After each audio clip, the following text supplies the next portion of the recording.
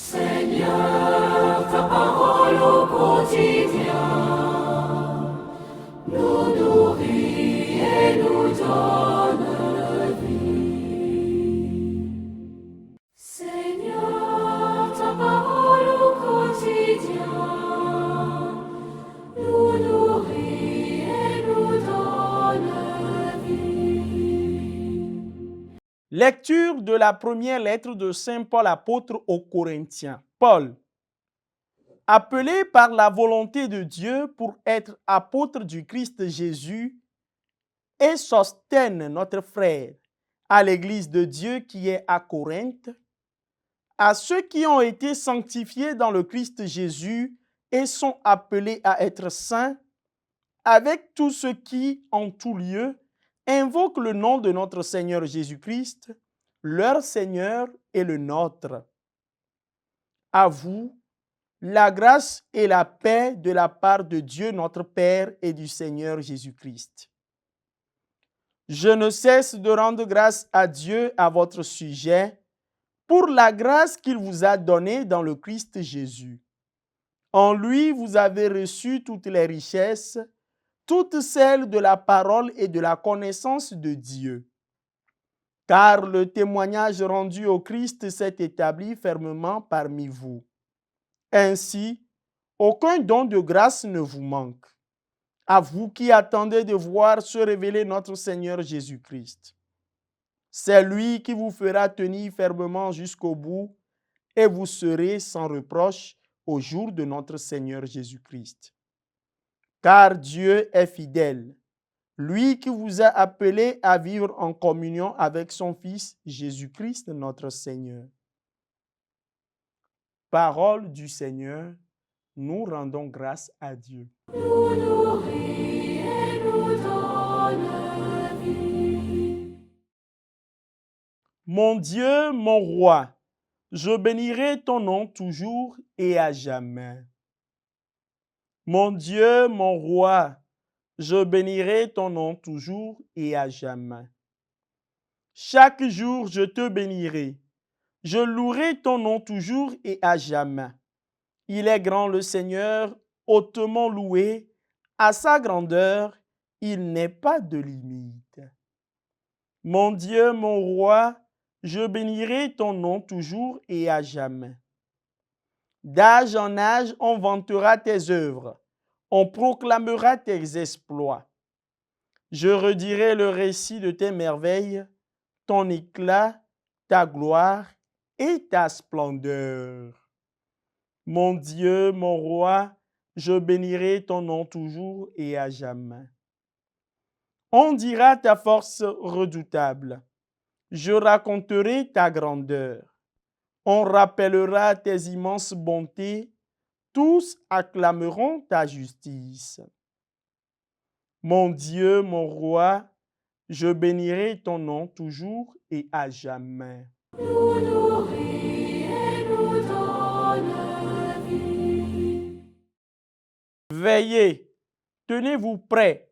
C'est à l'heure où vous n'y pensez pas que le Fils de l'homme viendra. Nous nourrit et nous donne vie.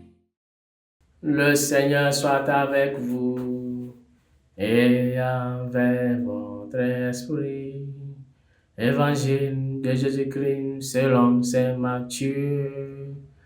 Gloire à toi, Seigneur. Jésus parlait à ses disciples de sa venue. Veillez, car vous ne connaissez pas le jour où votre Seigneur viendra. Vous le savez bien.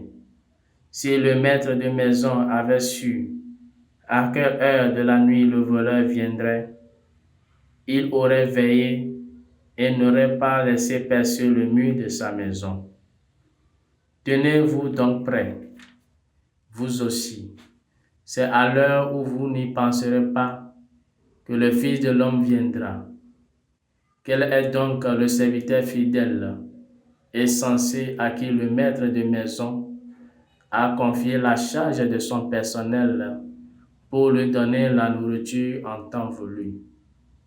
Heureux ce serviteur que son maître, en arrivant, trouvera à son travail.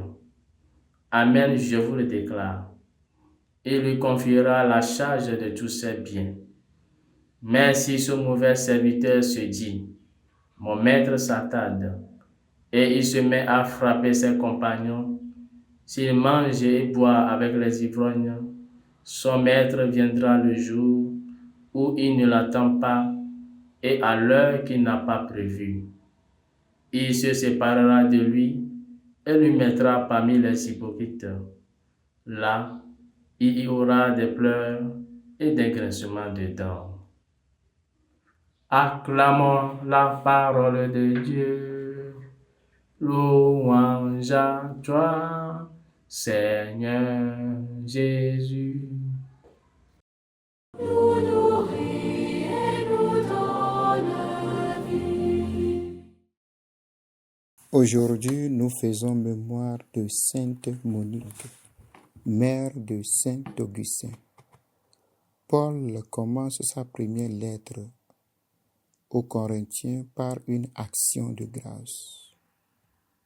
Et en ce jour particulièrement où nous faisons mémoire de Sainte Monique, nous remercions le Seigneur pour la vie de nos mères, de toutes les mamans, celles-là qui nous ont portés, allaités, éduqués et soutenus. Le deuxième élément, Saint Paul nous invite à la sainteté, appelle à redécouvrir l'amour de Dieu, les grâces reçues. Nous avons reçu des grâces, des richesses en Jésus-Christ, et tout don reçu devient appel au service. L'évangile de ce jour nous invite à veiller. Veillez, tenez-vous prêts. Jésus nous invite à la vigilance. La vigilance à cause du caractère imprévisible de la venue du Seigneur. La certitude de sa venue, mais l'incertitude du moment oblige la vigilance comme attitude fondamentale. Alors, nous sommes appelés à vivre dans la vigilance et à transformer ces dons en service fidèle jusqu'à la rencontre définitive avec le Christ. Seigneur, ta parole au quotidien, nous